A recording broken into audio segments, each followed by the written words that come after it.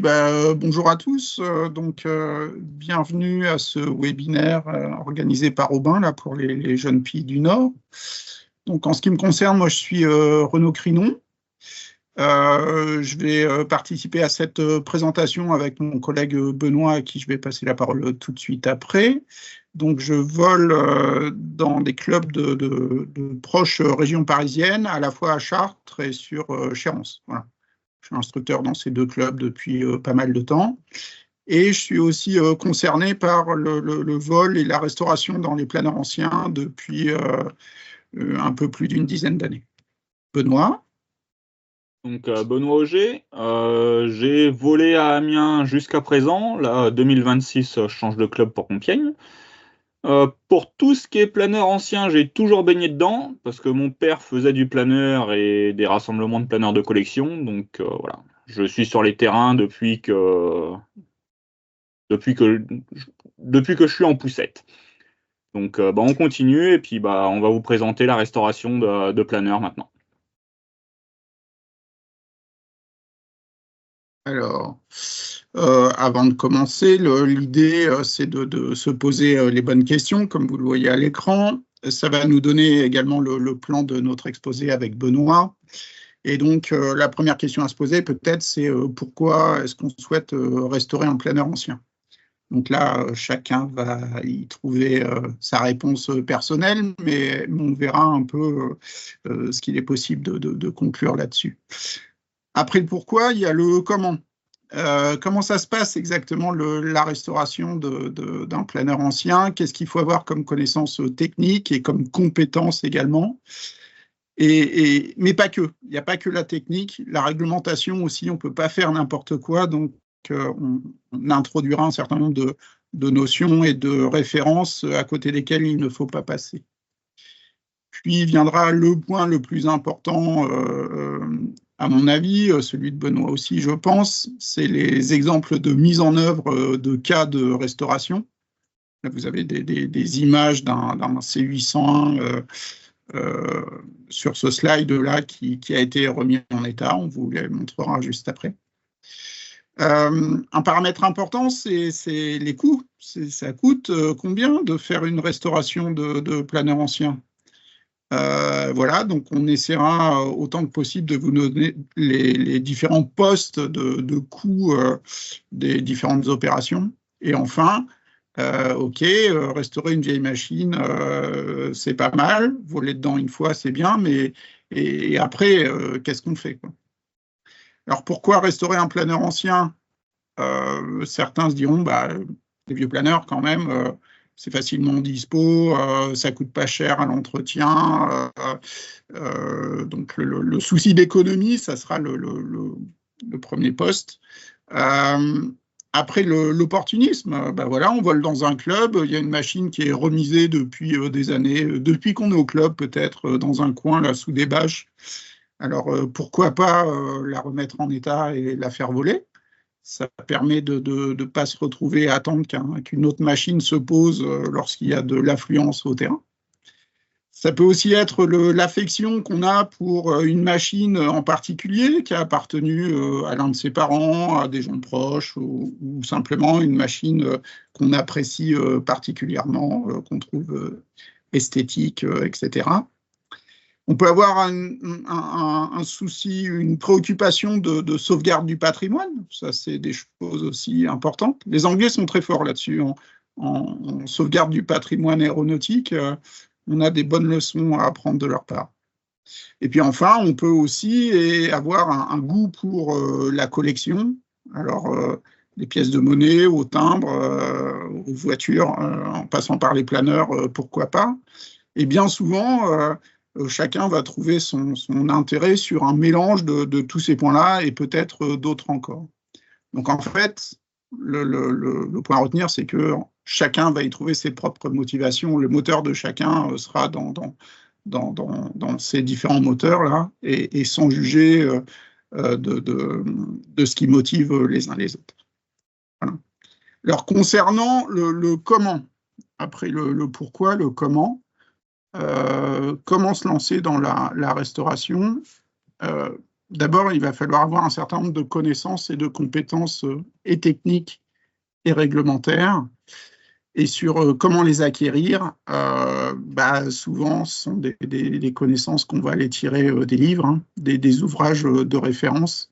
Mais on peut se former également à travers un certain nombre de formations théoriques. Notamment, on vous mettra tout à la fin de la présentation, vous aurez un certain nombre de références où trouver les stages, notamment à Saint-Auban, là, à travers le site de l'ATO. Vous avez les liens vers les différents stages qui permettent d'acquérir ces compétences. Et puis, peut-être le principal, à mon avis, c'est le transfert de connaissances par frottement, au contact des gens, des autres personnes qui sont déjà un peu plus avancées que nous, voire experts dans le domaine. Et là, c'est les gens qu'on rencontre au club, ou alors des membres de sa famille, ou d'associations, ou simplement des amis, tout est possible. Pour les compétences, donc la mise en œuvre opérationnelle des connaissances, là, il faut mettre les mains dans le cambouis, et donc c'est un certain nombre de formations pratiques qu'il faut suivre, ou alors compagnonner, c'est-à-dire être accompagné par un sachant, soit sur notre propre projet à nous, et apprendre au fur et à mesure que le projet se déroule, soit participer à des projets d'autres personnes qui seront nos tuteurs, entre guillemets. Alors, en quelques exemples là de documents, de livres qui font un peu référence dans le domaine des planeurs anciens pour leur réflexion. Donc, Benoît, tu connais bien ces livres. Je ne sais pas si tu veux en dire quelques mots là sur le workshop practice. Ouais, donc en fait, là, les deux qui sont à droite et à gauche, eux, sont téléchargeables, sont trouvables sur Internet. Voilà, donc à droite, ça va être vraiment, c'est tout écrit en français, il n'y a aucun souci. Donc on le trouve sur le site J2MCL, qui est une grosse référence comme site pour trouver tous les planeurs anciens, même récents. Voilà. À gauche et au milieu, en fait, au milieu, c'est une version remasterisée d'il y a 5 ans environ. Donc c'est tout en anglais, mais ils ont remis aussi à jour les pratiques avec les nouvelles calls du moment en fait. Donc celui du milieu est vraiment, vraiment pas mal. Il est trouvable sur Internet, hein, encore en neuf. Donc une bonne référence, celui du milieu, si vous parlez et lisez anglais. Et il s'appelle Workshop Practice, c'est ça? Best Practice, ouais, attends, je vais regarder exactement. On mettra les liens aussi sur en Ouais, bas ils de la sont vidéo. à la fin, ouais. Parce que bon, ils sont à l'intérieur de la bibliothèque, hein. Mais on a le nom exact à la fin. Ouais. D'accord. Alors, au-delà de la technique, le pendant de la technique, en fait, avant de la mettre en œuvre, de l'acquérir, de la mettre en œuvre, il y a aussi les aspects réglementaires. Et donc, pour ça, j'invite les gens qui découvrent un peu le domaine à se former, à apprendre de la réglementation à laquelle on est soumis, à la fois pour la maintenance et pour ce qu'on appelle le suivi de navigabilité, hein, l'ensemble des process qui nous permettent de s'assurer que la navigation dans un aéronef est sûre. Donc on est soumis à la réglementation nationale, bien sûr, mais aussi à la réglementation européenne. Aujourd'hui, plus de 90% des aéronefs de l'aviation générale là, sont des aéronefs sous régime de vol EASA, l'Agence européenne pour la sécurité aérienne. Et donc, ce qu'il faut connaître, alors on n'est pas obligé de le connaître par cœur, hein, c'est des gros volumes, etc., mais ce sont les règlements, au moins leurs références et quelques annexes. Et donc, le règlement de base de l'EASA, c'est le règlement 1139 qui a été revu en 2018, qui date je pense, initialement de 2008. La création de l'EASA, ça remonte à 2002. Et donc, dans ce règlement de base, il y a notamment la première annexe qui va nous intéresser énormément dans notre sujet du jour, là, et qui liste, en fait, toutes les raisons pour lesquels certains aéronefs pourraient ne pas être concernés par la réglementation européenne. Voilà. Donc, c'est les aéronefs qu'on appelle le annexe 1 et qu'on vous détaille dans le slide suivant. Au-delà de ça, il y a un autre règlement plus récent, là, mis à jour en 2014, c'est le règlement 1321, qui lui décrit tous les processus pour le suivi de navigabilité des aéronefs. Voilà. Pour les aéronefs qui ne sont donc pas soumis à la réglementation EASA, c'est la réglementation nationale qui s'applique. Et à ce jour, c'est toujours l'arrêté du 24 juillet 91 qui s'applique à eux et qui va progressivement être remplacé à partir de la fin de l'année 2026. Ça va s'étaler en fonction du type de certificat de navigabilité des aéronefs. Là, ça va s'étaler jusqu'à fin 2029 par un règlement, cette fois-ci français, mais calqué, qui a évolué depuis 91 et qui s'inspire largement du règlement 1321 européen. Et c'est ce qui va s'appeler donc le 1321 français, 1321 FR. Donc ça, début de mise en œuvre octobre 2026, j'y reviendrai tout à l'heure. Ça peut intéresser les gens qui souhaitent prochainement là, se lancer dans l'aventure d'une restauration. Il faut savoir que les choses risquent de changer un peu et voilà, il y a peut-être des créneaux à ne pas rater. Et puis, plus généralement, donc, des guides pour la mise en œuvre des différentes parties de la réglementation, là, des règlements. Un guide qui fait référence, c'est le fameux guide 4001 là, de la DGAC, dans laquelle on va trouver tout un tas d'éléments pratiques pour mettre en œuvre cette réglementation sur la maintenance dans l'aviation légère.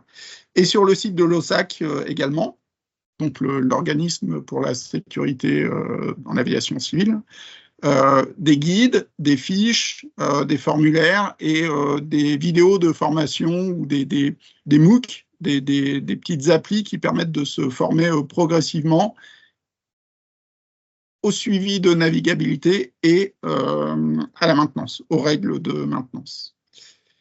Ce qui peut être intéressant de suivre aussi pour vous, depuis cette année, la commission technique de la Fédération française de vol en planeur a organisé en région, je pense qu'avant la fin de l'année 2025, il y a dû y avoir 7 ou 8 séances en région, un peu partout en France, pour porter le message de comment fonctionne le suivi de navigabilité, qu'est-ce qui est de la responsabilité de qui, comment faire, etc.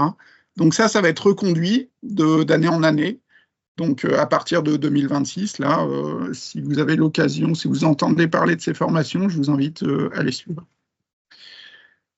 Alors, pour cette réglementation, à la base, ce qui va être important de bien comprendre par rapport à sur quoi va se porter notre choix en termes d'aéronefs sur lequel faire une restauration et sur lequel voler, aéronefs anciens, c'est ce qu'on appelle la classification des aéronefs. Comme je vous disais tout à l'heure, plus de 9 aéronefs sur 10, en fait, en Europe aujourd'hui, sont sous régime de vol de CDN EASA. Et donc, pour cela, la réglementation est précisée dans les règlements qu'on a indiqués tout à l'heure. Un cas particulier, des aéronefs orphelins, néanmoins suivis par l'EASA suite à un certain nombre de considérations sur le nombre d'exemplaires en service, par exemple, ou l'état à date de la mise au point du règlement. Et du coup, ces fameux laissez-passer EASA sont les seuls au sein de l'ensemble des régimes de vol. Là. Il s'agit de la dernière ligne de la première colonne, laissez-passer EASA ex-CDNR. Ce sont les appareils EASA qui vont être le plus intéressants pour nous.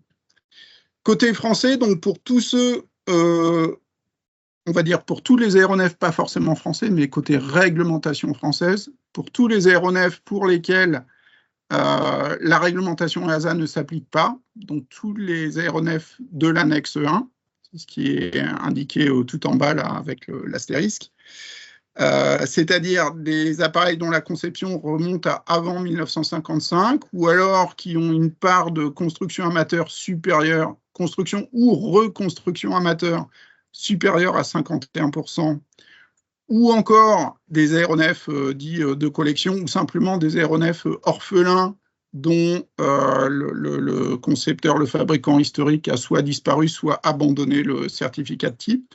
Donc pour tout cela, la réglementation DGAC permet à ces différents types de CDN-là d'avoir une réglementation bien adaptée, notamment pour la restauration. Donc, ce qui vient d'apparaître encadré en vert, là, tout ce qui est CNRA pour la construction amateur, CNRAC pour les machines de collection, CNSK pour les constructions en kit, CDN restreint, CDNR pour les planeurs orphelins en général, et CNSR pour les restreints spéciaux, ainsi que les CD normaux historiques ou les CDNS spéciaux. Donc tout cela, et enfin les laissez-passer EASA, ce sont des machines pour lesquelles les gens qui vont pouvoir intervenir et libérer les travaux réalisés dessus, ainsi que réaliser les pesées, n'ont pas besoin d'être mécaniciens. Il suffit d'être le titulaire de la déclaration d'entretien de ces machines, et ça, pour qui souhaite se lancer dans un projet de restauration de machines anciennes sans être mécanicien, bah c'est la porte d'ouverture pour se lancer dans le projet. Voilà. Donc ça veut dire qu'il faut viser ce type d'aéronef. Si vous souhaitez, sans être mécanicien, vous lancer vous-même dans le projet et être capable de faire vous-même l'ensemble des actions de maintenance. Voilà.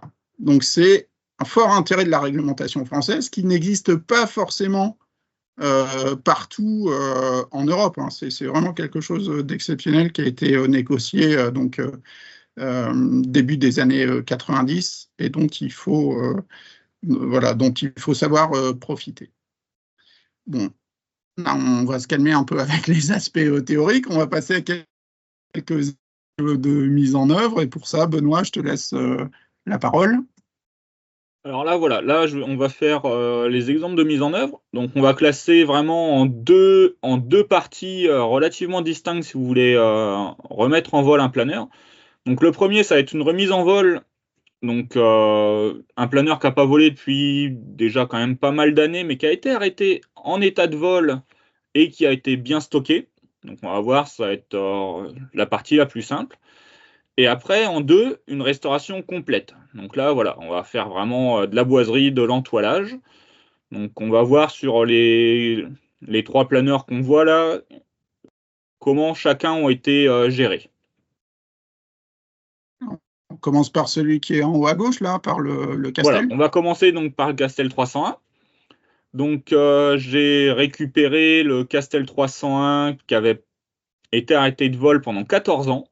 Mais qui avait été, donc c'était l'ASPAC, une association qui l'avait. Elle a été dissoute, et puis bon, bah, ils cédaient les planeurs, donc j'ai récupéré celui-ci.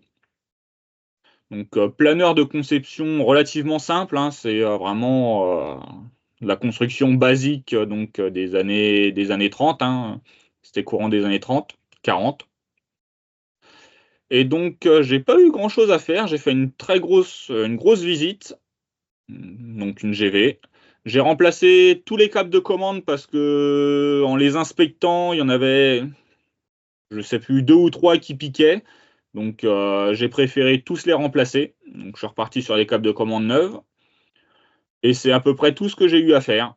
Le planeur était complet et donc un renouvellement donc par l'OSAC. À ce moment-là, l'OSAC, c'était les seuls qui pouvaient renouveler le planeur parce qu'il était arrêté depuis plus de 6 ans. Et 6 ans, ça repassait avec des essais en vol, tout ça. Donc j'en ai eu pour 299 € d'OSAC. Ouais, alors là, j'en profite pour signaler que depuis que Benoît a remis en service ce Castel 301, la réglementation a un peu évolué. Désormais, pour remettre, enfin, il a un peu évolué. Disons qu'il y a une nouvelle possibilité est apparue, c'est-à-dire que pour remettre en service une machine qui n'a pas volé depuis plus de 6 ans, jusqu'alors, il était indispensable de passer par l'OSAC. Désormais, c'est plus tout à fait le cas. Vous pouvez passer par le GENAV, l'organisme fédéral qui permet de renouveler les aéronefs du vol à voile français. Et donc, c'est le GENAV qui se charge de demander à l'OSAC si le GENAV peut lui-même se charger de cette remise en service ou alors l'OSAC peut imposer que ce soit eux qui fassent ce premier renouvellement. Le second. Donc le second, donc c'est un Bosyan, voilà, qui a été remis en vol cette année, cet été, après 18 ans d'arrêt. Donc pareil, un planeur qui était en situation V, qui a été stocké, arrêté, stocké, donc bien stocké. Donc point de vue mécanique, il n'y a vraiment eu aucune surprise. Donc il y a eu une grosse GV. Par contre, on a les 2 anémomètres, donc on a dû envoyer en révision parce que les marquages de vitesse n'étaient pas les bons. Donc voilà, pour les 2 anémomètres, 474 €. Après, là, sur l'image, on voit qu'il est en OO, donc immatriculation belge. Et en fait, on l'a classé en immatriculation française, donc sous le CNRAC, donc en collection. Voilà, donc une redevance première immatriculation, 91 €. Et après, donc là, les frais d'OSAC, donc le renouvellement. Pour la francisation, donc le carnet de route, un nouveau carnet de route, enfin tous les papiers, il y en a eu pour 720 €. Donc on voit le premier, là, sur le 301, c'était 300 €. Là, on passe déjà à 720 €. Donc beaucoup plus de papiers. On a mis énormément d'heures pour monter le dossier CNRAC avec l'OSAC. Renault a été un des premiers copropriétaires. On avait commencé à déjà beaucoup travailler. Et après, donc Renault a arrêté. J'ai repris avec 2 autres copains pour la remise en vol de celui-ci. Alors, peut-être une chose intéressante à préciser à ce stade, Benoît, c'est le classement collection, le processus associé et en fait la justification. Les Bosyan, plutôt connus, le Bosyan, c'est, on va dire, le Bijav polonais. Beaucoup de Bosyan, mais des modèles ultérieurs, et celui-ci est dans la version 1C et un des tout premiers. Et c'est ça qui a permis, je crois, de passer en commission pour un classement historique, enfin, Oui. disons, collection. En fait, le CNRAC, il y a une liste sur la DGAC qui autorise certains types de planeurs à être classés CNRAC. Celui-ci n'en faisait pas partie parce qu'il n'y avait jamais eu de demande. Donc on a déjà dû faire une demande auprès de la DGAC avec tout un dossier historique pour demander si c'était possible de le classer en CNRAC. Donc on a eu l'accord pour ça. Et après, donc on a dû monter le dossier pour le CNRAC. Voilà, ça s'est fait vraiment en 2 étapes pour ça. Et donc, oui, maintenant, il y a eu des Bosyan jusqu'au E. D'ailleurs, le D et le E sont EASA. Donc, le suivi de navigabilité est toujours fait par le constructeur. Par contre, les premiers Bosyan, donc nous, là, le C, lui n'est plus suivi, donc il est annexe 1. Il n'y a plus de suivi de navigabilité par le constructeur. Très bien. Donc là, un peu différent. Donc le Vasama Pic 16. Oui, Jean-François? Pardon. Quel est l'avantage de le passer en planeur de collection plutôt qu'un Charlie, de le laisser en Charlie? Nous, en fait, on n'aurait pas pu le passer en français, en Fox Charlie standard. Parce que, en fait, il n'était pas connu par le registre français. Il n'y a jamais eu de Bosyan. Enfin, il ne nous le reconnaissait pas. D'accord. Il ne nous reconnaissait pas le français. Et vu qu'il est annexe 1, le plus simple, là, vraiment, c'était de le passer en collection. D'accord, ok. Après, pour aller un peu plus loin que ta question, Jean-François, l'inconvénient du classement collection pourrait être peut-être la limitation du nombre de pilotes autorisés. Ah bon, d'accord. En monoplace, Benoît, tu as 0 restriction. En biplace, c'est un petit peu plus embêtant. ouais. Ok. Donc là, je reprends voilà, sur le Pic 16. Donc c'était le planeur de mon père. Il a été arrêté en état de vol pour une GV. Et puis par mon père commence à arrêter le vol à voile aussi. Donc au début, première option que je voulais, c'était juste le poncer pour faire la GV, le poncer et faire une nouvelle peinture, parce que la peinture commençait à plus être très belle. Donc là, on voit qu'il est en espèce de gris, c'est les après, donc il avait été entièrement poncé. Et après, je l'ai restocké un peu, parce que bah voilà, la vie familiale et le travail a fait que le projet s'est mis en pause. Et quand j'ai voulu reprendre, les après commençaient à craqueler aussi. Donc là, bon voilà, je me suis dit, je fais une restauration complète. Donc je désentoile entièrement le planeur. Donc bonne décision parce que j'avais pas vu, mais en fait il était encore marouflé en coton. Donc c'était vraiment à l'ancienne. Donc voilà, tout retirer le coton, ça a été un peu délicat quand j'ai vu que j'avais pas la bonne technique. On voit que ça fait des toutes petites lamelles là à droite là sur la dérive. Et en fait, fallait juste prendre un sèche-cheveux, chauffer légèrement, puis ça partait beaucoup mieux. Mais ça, je l'ai compris une fois que j'avais déjà désentoilé tout le fuselage. Vas-y, suivant. Donc voilà, c'est toujours le Pic 16. Donc en haut à droite, on voit la graisse qui devait avoir 50 ans, peut-être même un peu plus. Hein. Bon. Les roulements étaient toujours bons, une fois nettoyés, la graisse les avait quand même préservés. Voilà. Après, on voit différentes ouvertures. Donc là en bas, le grand rectangle qu'on voit, on aperçoit qu'il y a une poulie au fond. En fait, il y en a deux. C'est les poulies de cap de direction. Voilà. Donc pas accessible, donc j'ai dû ouvrir, donc entre deux cadres et puis deux lisses. J'ai ouvert pour pouvoir inspecter les poulies, les nettoyer. Après, on fait des entures, on referme. Et pour la petite histoire, le lendemain ou le surlendemain, je sais plus trop, je me posais la question de savoir si j'avais bien serré les poulies. Donc quand il y a un doute, il n'y a pas de doute. J'ai repris la scie et j'ai rouvert une deuxième fois pour trouver que c'était bien serré. Mais voilà, il n'y a pas de souci. Au moins, j'étais certain que ce soit serré. Voilà. Donc voilà, à faire attention, essayer de faire double inspection à chaque fois. Et s'il y a un doute, tant pis, on y retourne. C'est du temps. C'est pas mal de temps. Surtout à cet endroit-là, le contreplaqué est déjà très fortement cintré. Mais bon, c'est pas grave. Après, à gauche, on voit un petit trou sur la petite photo de gauche.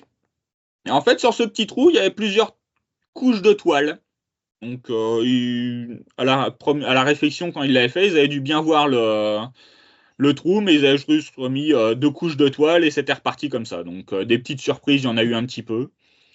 En haut, on voit le saumon qui avait pris un petit pet aussi. Bon, voilà, rien de bien méchant, mais bon, voilà, fallait s'en occuper, le refaire. Et à droite, on voit la grande bande, on voit encore la graffeuse, parce que je fais des bandes à agrafe. On peut faire des bandes à clous aussi, mais la graffeuse, ça va très bien. Et là, en fait, j'ai dû ouvrir pour pouvoir sortir et nettoyer le crochet. Donc, on aperçoit le crochet juste au-dessus de la graffeuse. Donc, pour pouvoir le nettoyer, il n'y avait pas le choix, fallait ouvrir. Un crochet de quel type sur un pic? C'est le crochet finlandais. Ça ressemble à rien d'autre. D'accord. Donc là, j'aurais pu parler aussi, je vois, oui, j'ai mis les prix des contreplaqués. Donc contreplaqué aéro, donc en GL1, donc c'est vraiment le haut de gamme où il n'y a pas de nœuds, où ils sont parfaits. Hein. Donc on voit que il y a du 2.5, du 1.5 et du 1.2. Parce que selon les endroits du contreplaqué, il est de différentes épaisseurs. Sur le fuselage juste derrière la roue, c'était du 2.5. L'arrière du fuselage, c'était du 1.5. Et puis à d'autres endroits, pour d'autres petites choses, c'était du 1.2. Donc voilà, à chaque fois, c'est un prix qui est pas négligeable. Hein. On voit 120 € la plaque en 2.5. Et ça, c'est il y a déjà quelques années. Donc, je ne sais pas les prix, comment ils ont évolué, mais voilà. Au moins, c'est du contreplaqué aéro quand on fait des travaux. Après, une fois que la menuiserie est faite, eh ben, on passe au marouflage. Donc là, c'est vraiment le marouflage, en fait. C'est vu qu'il est entièrement en bois, on aperçoit les ailes là sur la photo en haut à gauche. L'aile, il y a pas de jour, on voit pas les nervures. C'est entièrement coffré, donc avec du bois. Et après, donc, on vient coller la toile directement sur le contreplaqué. Le but du marouflage, ça va vraiment être de protéger le bois. Voilà, parce qu'il y a des planeurs qui sont peints directement sur le bois. Mais là, au moins, avec le marouflage, on protège un peu plus le bois quand même. Ça a un prix. Donc voilà, il y en a pour 1900 € de toile et d'après, tout ça. Donc, mais au moins, c'est refait nickel. On voit la dérive en bas à gauche. Donc là, c'est vraiment de l'entoilage, parce que c'est une partie qui est ajourée. Et ça, en fait, je l'ai fait pendant un stage chez Diatex, donc le fabricant de la toile. Ils font des stages, donc c'est sur 2 jours. Et on peut amener une pièce du planeur pour s'entraîner et à l'entoiler nous-mêmes. Voilà, avec un prof. Diatex sur Lyon. Ouais, c'est ça. Voilà, oui, le stage, c'est sur Lyon. En fin de présentation, il y aura les références de ces sociétés, de ces stages aussi. Après, une fois que... Oui, Jean-François? Mon fauconnet, j'ai découvert qu'il était pas marouflé sur les bords d'attaque.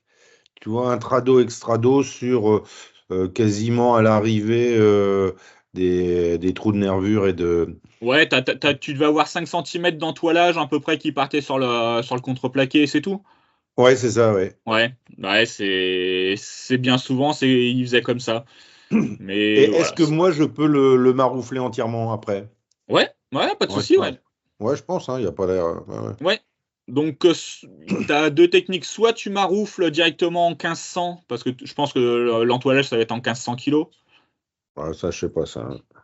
Ça, bon, si c'est en 1500, alors soit tu maroufles en 1500, ou soit tu le fais en 2 fois. Tu entoiles la partie ajourée. Donc, pareil, tu reprends 5 cm sur le contreplaqué pour avoir le collage. Et après, Ouais, tu reprends de la 1000 kilos pour faire l'autre partie. Voilà. Tu peux le d'accord, faire en 2 fois ou en une fois. d'accord. Ok. En une fois, il sera un petit peu plus lourd. La 1500, elle est un petit peu plus lourde, mais bon. Mhm. Ouais, tu peux faire le calcul là, sur ton devis de masse, voir si tu risques d'être vraiment limite par rapport à ce qui est préconisé, mais un fauconnet, c'est quand même relativement léger. Tu ne vas pas le faire grossir énormément en marouflant tout à la 1500, quoi, au Mhm. 1500 kilos.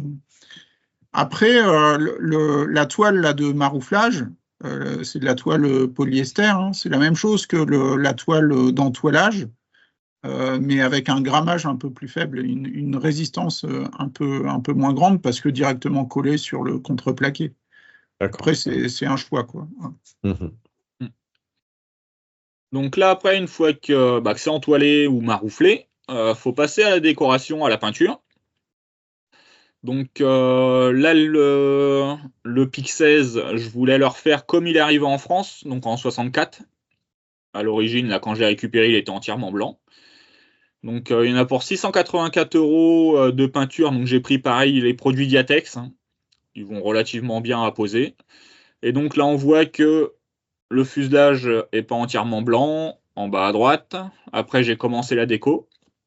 Donc pour savoir, là, sur les 684 €, il y avait 4 litres de blanc et 2 litres de vert. Sur les 4 litres de blanc, fallait pas trop gâcher pour faire tout le planeur. Voilà, mais il y a eu 2 couches de fait partout sur tout le planeur. Voilà.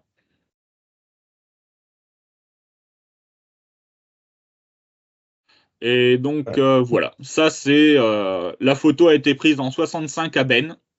Voilà. Et donc il devrait ressembler à ça. Et là, donc là, c'est le Caudron 801 d'un copain. de notre collègue Olivier Balaya, qui, pour sa restauration, a été primé pour la qualité de sa restauration par l'Aéroclub de France il y a quelques années. Oui.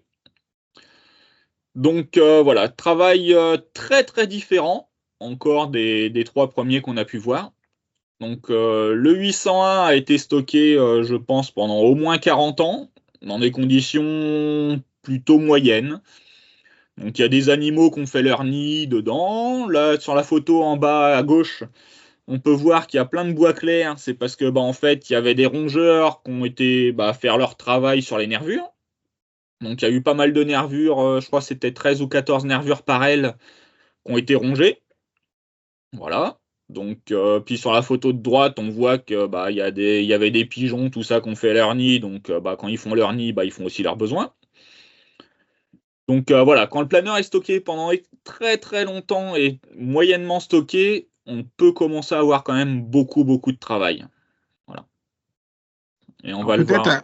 à ce stade, on peut déjà donner un conseil. Enfin, les gens qui se lancent dans un projet recevront assez vite cette recommandation, mais on se met à désentoiler une partie, une aile ou un fuselage que lorsqu'on est prêt à travailler sur ce qu'il y a en dessous. Hein. On désentoile pas pour voir, parce que l'entoilage reste malgré tout, même le vieil entoilage, la meilleure protection contre la poussière, les UV, etc. Quoi. Donc, ne pas se mettre à l'idée de vouloir tout dépoiler, de mettre en stand-by le projet et puis de le reprendre quelques années après, c'est dommage. Voilà. Vas-y, suivante. On va voir le planeur une fois fini. Voilà. Donc, il y a passé beaucoup d'heures, quelques années aussi. Mais voilà, après, il y a la satisfaction de pouvoir voler avec. Hein. Et on pourra le voir, il sera à Merville. On aura le rassemblement de planeurs de collection de Dédale à Merville cette année. Donc, aux alentours du 1er mai, ça va être du 27 au 3 mai, je crois, sur cette semaine-là. Donc on sera à Merville, donc il y aura le 801 sera là, il y aura une dizaine de planeurs de collection environ. Et donc, si parmi les gens qui voient cette vidéo-là, il y a des gens intéressés pour voir le travail réalisé de près, il ne faut pas hésiter à venir et peut-être, avec un peu de chance, en soudoyant Olivier, à faire un tour dedans. Donc là, encore différent. On reste à peu près sur le projet du 801 juste avant. Donc le Breguet 900, donc c'est le numéro 1, premier planeur Breguet de série. Voilà, donc c'était un planeur qui avait été arrêté en situation V, qui a été stocké pendant plusieurs années sous un petit appentis avec une bâche sur une remorque ouverte. Et en fait, les bâches avec la neige, tout ça, elles n'étaient pas très étanches. Et il y a une aile qui a fini par prendre l'eau et un petit peu l'arrière du fuselage. Donc il y a une aile qui est quasiment neuve. Voilà, on voit tout le travail là en bas à droite, tout le contreplaqué de l'aile entière a été refait à neuf. Et il y a eu toutes les nervures ont été refaites. Il y a d'autres photos où il a gardé à peu près que le longeron. Il n'y a que le longeron qui est d'origine et le reste a été tout refait. Donc là, on parle de quelques milliers d'heures. On est sur 1500 heures de travail sur ce planeur-là. Donc c'est très joli. Une fois en vol, voilà, on voit que c'est très beau. Hein, c'est mieux que neuf. Voilà, mais ça demande beaucoup de travail. Donc premier plan, on voit le Breguet 900. Après, on peut voir juste derrière le blanc et rouge. Donc ça va être une Carmam M100, une mésange. Voilà. Planeur de conception italienne, fabrication française. Un moulin dans l'Allier. Voilà. Le Charlie Echo Hotel, on voit pas le devant, mais c'est un super javelot. Voilà, planeur français. Qu'on trouve encore pas mal à restaurer, tout ça, vraiment pas très cher. Là, le fuselage tube étoile, un peu comme pour Jean-François, comme pour son fauconnet, là. Mais par contre, l'aile en 3 morceaux est donc intégralement en bois. Derrière, tout au fond, on voit, c'est pareil, c'est un javelot, donc même concepteur, mais un petit peu plus ancien. C'est Voilà, la donc même même aile, conception. de mémoire, c'est la même aile, ouais. La même aile Ouais. que le super javelot. Et là, il y en Et a un autre qui se cache, là. Ouais. on aperçoit le Milan, donc ça c'est mon planeur qui sera aussi à Merville cette année. Je pense que le javelot, là, devrait aussi être à Merville, à mon avis. Très bonne chose. Alors, on a eu plusieurs éléments concernant les différents coûts rapportés par Benoît, là, au fur et à mesure dans les quelques exemples de mise en œuvre. Là. Maintenant, pour être bien conscient avant de se lancer dans une telle aventure, on peut essayer d'avoir une approche un peu systématique pour voir où est-ce qu'on met les pieds. Alors, dans les différents coûts, on va commencer par le coût d'achat, évidemment. Alors, l'achat d'une telle machine, la valeur de la machine elle-même à restaurer, hein, pas du tout à l'état déjà restauré, c'est très variable. On va pouvoir trouver des machines pour rien qui encombrent. Bien souvent, la menace des gens ou des clubs, c'est de dire que ça prend trop de place et qu'il faut venir les débarrasser, sinon ils y mettent le feu. Là, c'est pour presser les gens de venir libérer la place. Et puis, selon la rareté et l'état, la valeur peut monter un peu, mais ça dépasse rarement quelques milliers d'euros. Donc, attention. Au coût de l'achat, il ne faut pas oublier d'intégrer le coût du déplacement en fonction de la distance qui vous sépare de la machine, et puis les coûts liés à son transport. Notamment au fait d'investir ou de fabriquer carrément une remorque adaptée.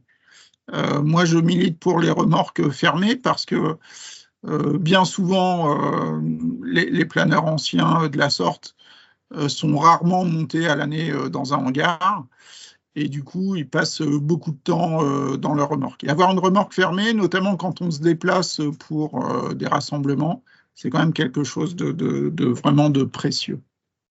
Alors, au-delà de l'acquisition initiale, il y a ce qui va être nécessaire pour la restauration. Benoît nous a parlé des câbles, du contreplaqué, du bois, hein, des baguettes, etc. En termes de coûts, l'intérêt de ce qu'on vous disait tout à l'heure, là, les annexes 1, lorsque le matériau ou le fournisseur d'origine des différents composants ou matériaux est toujours trouvable, il est recommandé de s'approvisionner auprès de lui. Quand ce n'est pas possible, il est possible sous la responsabilité du propriétaire, donc du titulaire de la déclaration d'entretien, souvent le propriétaire, de prendre des matériaux de substitution et qui, du coup, n'ont pas nécessairement besoin des mêmes certificats de qualité. Autrement dit, pour certains composants, dans le monde EASA, ce qu'on appelle aussi les certificats libératoires comme les Form 1.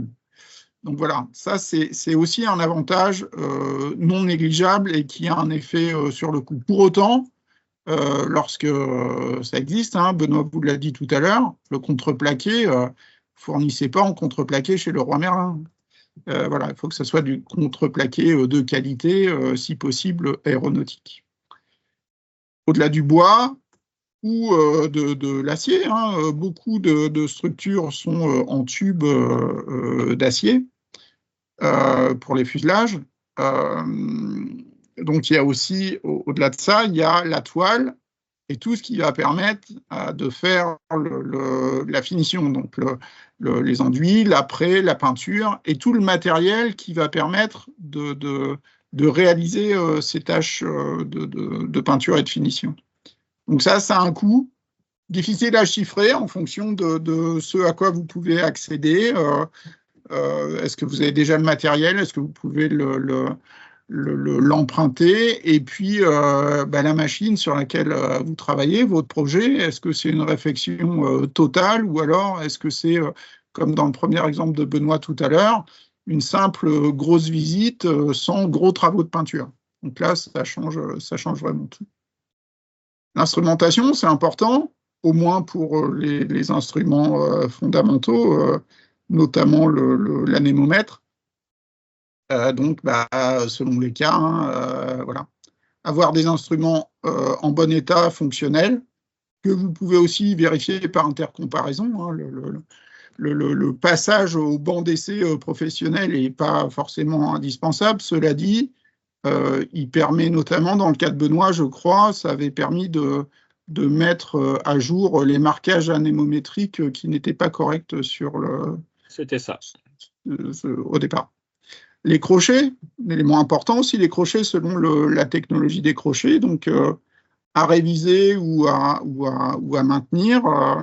Si c'est du toast, la révision, je vous rappelle, hein, c'est autour des 2000 lancers, c'est 10 000 cycles au total.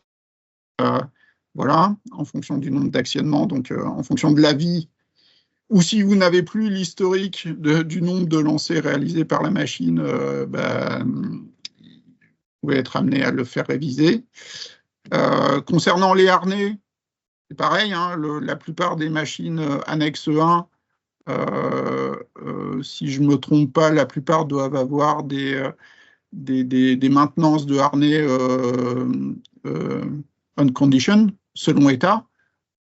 Et du coup, voilà quoi. Si les harnais sont effilochés, raccommodés, etc., il faut faire quelque chose. Il faut mettre des harnais en bon état. Le coût d'un harnais, c'est de l'ordre de 500 € s'il faut installer un harnais neuf.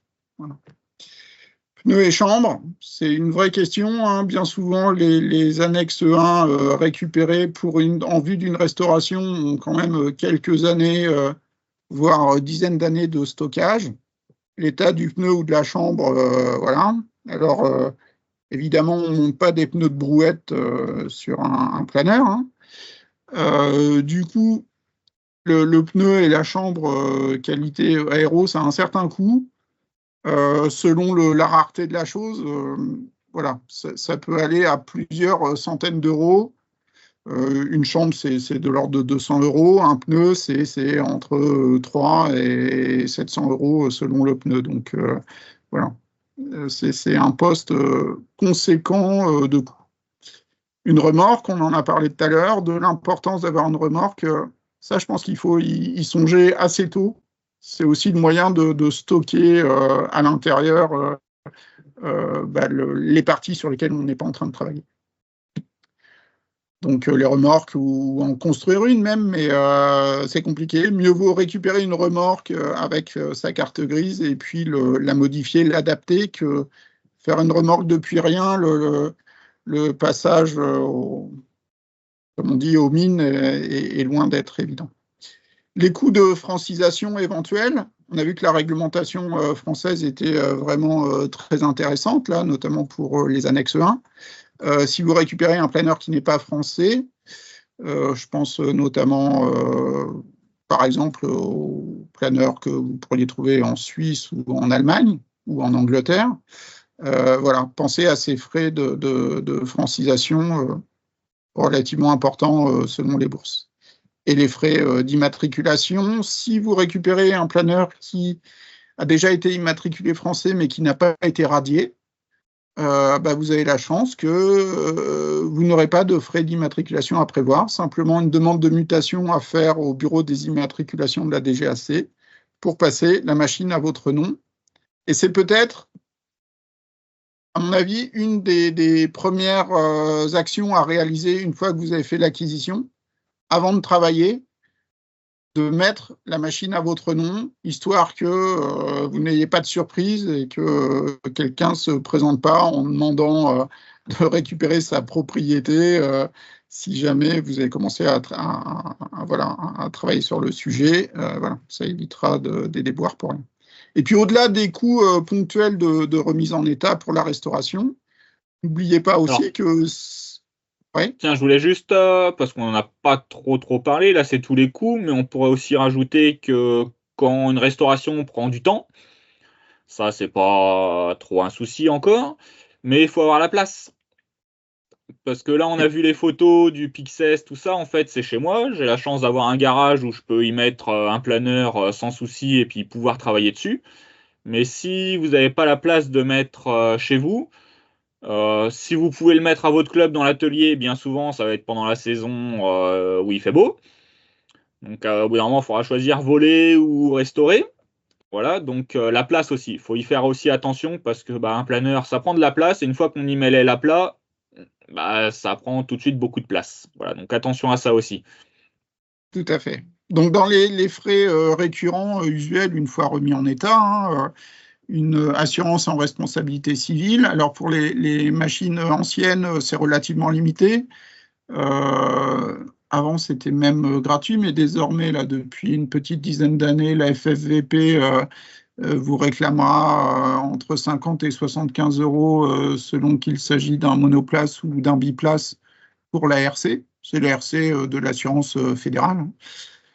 Au-delà de ça, si vous voulez assurer la machine restaurée, qui a donc de la valeur pour vous, hein, la valeur du temps que vous y avez consacré et des coûts que vous avez eu dessus, vous pouvez l'assurer en gros à peu près pour 2% du montant couvert annuellement. Si vous payez 2% de ce montant-là, vous pouvez être couvert.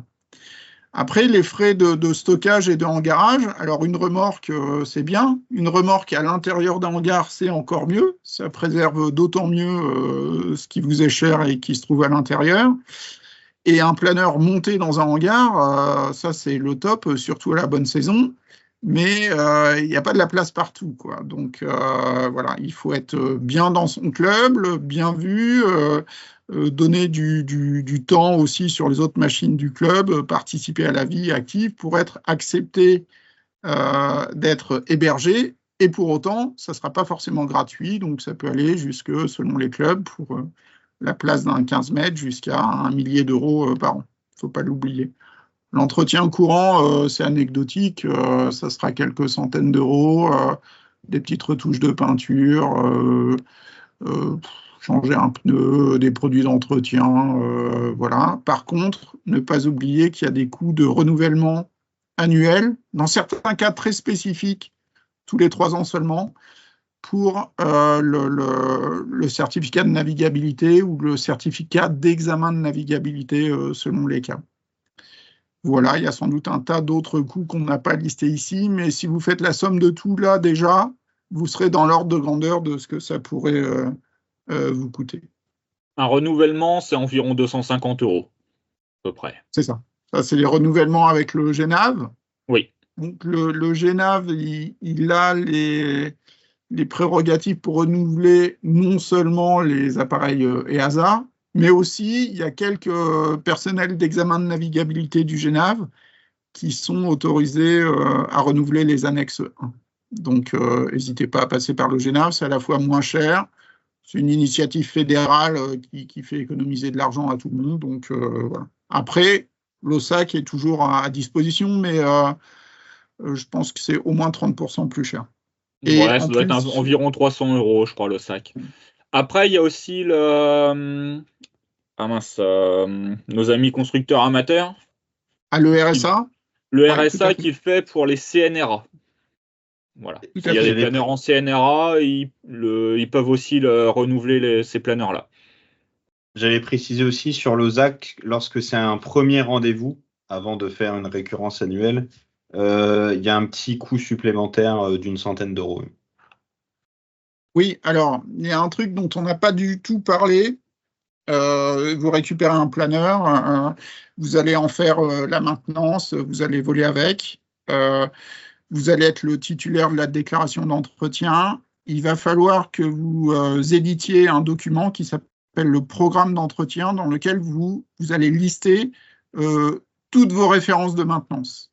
C'est-à-dire sur quoi vous vous basez pour faire quel type de visite, en fonction des équipements, en fonction des éléments connus fournis par le constructeur quand il était neuf, en fonction des bulletins de service et des consignes de navigabilité qu'on pu sortir dessus. Et ça, pour les appareils annexe 1, ce programme d'entretien, vous, titulaire de la déclaration d'entretien, vous en êtes responsable et vous allez le faire accepter par le GNAV ou par l'OSAC.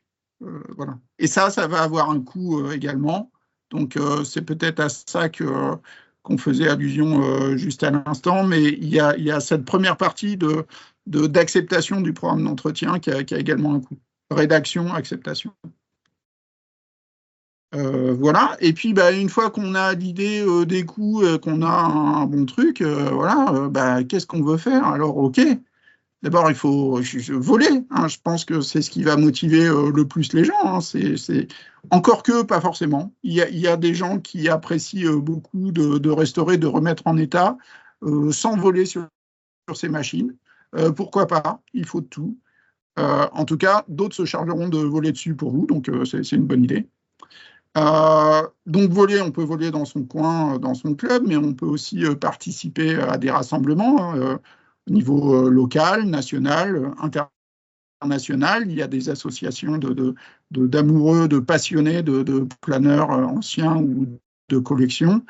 Donc ça, c'est l'occasion rêvée pour partager, échanger, mais aussi prêter sa machine si on a confiance dans les gens et s'en faire prêter d'autres en retour. Donc c'est quelque chose d'intéressant. On peut également collectionner, mais attention, un planeur, ça prend et de la place et du temps, mais alors plusieurs, si on se lance dans la collection, voilà, attention, ça peut être une maladie de collectionner des objets aussi imposants et qui prennent du temps, donc méfiance. Revendre, alors là, moi perso, je ne vous inviterai pas du tout dans cette voie-là, parce que d'abord, en tout cas, pas dans un but mercantile pour gagner de l'argent. Personne n'a jamais gagné de l'argent avec des planeurs anciens. Il n'y a pas vraiment de marché. La valeur, c'est celle que vous donnez au temps que vous y avez consacré.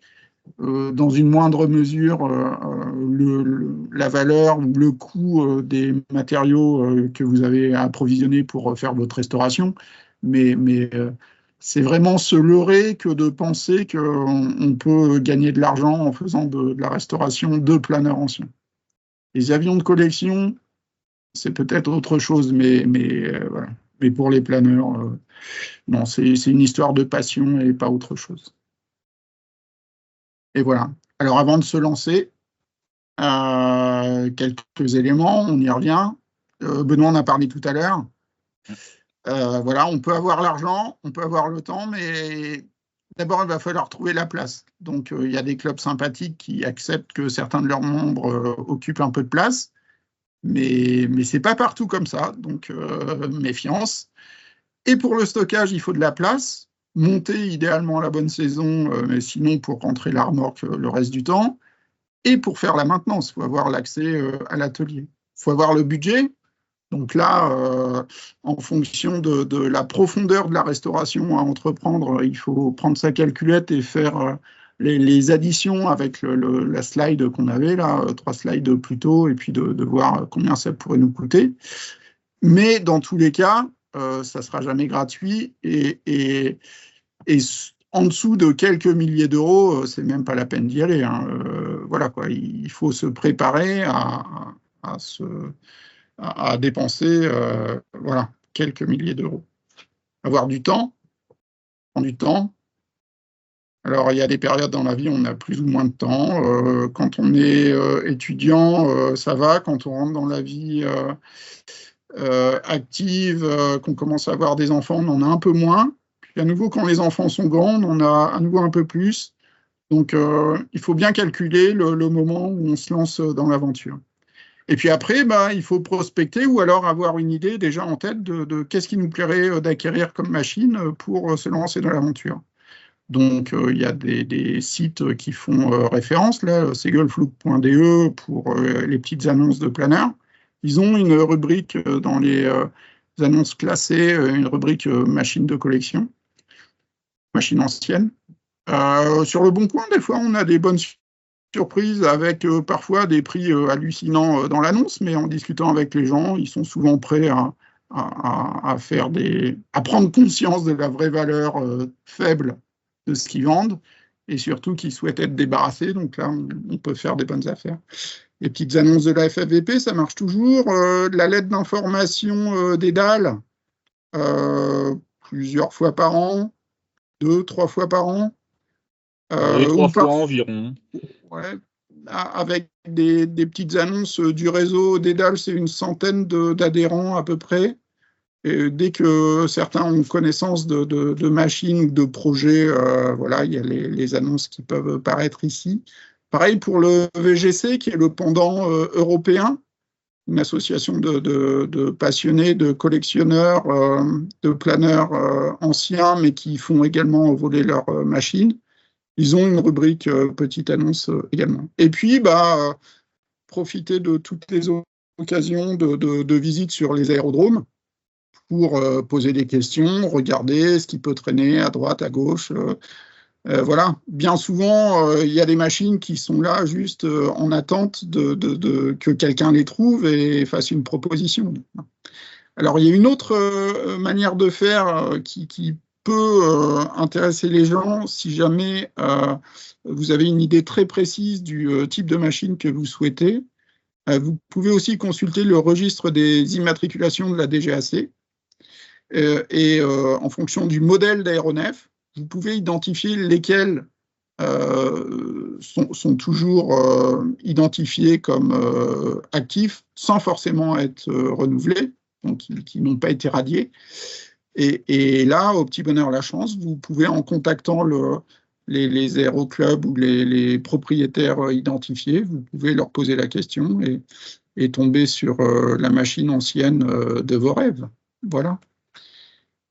Alors avant de se lancer, si vous ne savez pas trop juger de l'état actuel et des difficultés de restauration, faites-vous entourer par des gens qui ont déjà un peu d'expérience, les mécaniciens, les Parc 66 de votre aéroclub, même si ils ne sont pas spécialisés dans le bois et la toile, au moins sur les aspects mécaniques, ils sauront vous donner un avis et vous dire ce qu'ils pensent de l'état, par exemple, de corrosion des différents composants, etc.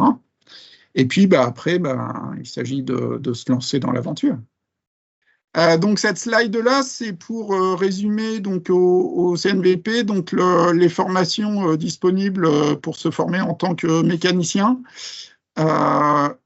Même si titulaire d'une déclaration d'entretien, vous n'avez pas besoin d'être mécanicien. En tout cas, les modules de formation permettent d'acquérir les connaissances et les compétences pour notamment, ce qui nous concerne surtout ici, bois étoile et tube étoile.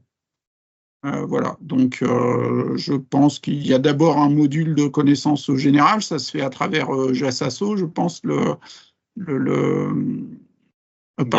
c'est l'e-learning. Ouais, voilà, les e-learning de la FFVP. Alors, je ne sais pas pourquoi je parle de JASASO, je pense qu'on y accède soit par JASASO, soit par l'entrée sur le site de la FFVP. Un module de connaissances générales, et puis après, alors ça, je crois que c'est 6 ou 7 jours, le module composite, 6 ou 7 jours à Saint-Auban. Je crois savoir qu'il est possible d'organiser des formations en région aussi quand il y a un nombre de stagiaires suffisant. En tout cas, ça s'est déjà fait dans le passé. Et ça, c'est peut-être un peu moins long, en quelques jours aussi sur Saint-Aube, formation bois étoile, tube étoile. Donc là, on apprend à faire composite ou bois. De toute façon, voilà, c'est les entures qui n'ont pas tout à fait les mêmes pentes, c'est pas les mêmes produits entre la résine époxy d'un côté et puis la colle adaptée de l'autre côté. Les techniques d'entoilage, enfin voilà, il y a tout un tas de choses. Tube étoile, c'est pareil. Moi, j'ai pas fait cette formation-là, mais je devine que sur le tube, on apprend notamment à ressuer, à identifier des fissures, des criques, mais sans doute pas à souder le tube soi-même. Ça, c'est un autre niveau. Le site du RSA, là, les constructeurs amateurs, là, on apprend des choses, ouais, alors sans doute de manière un peu plus poussée.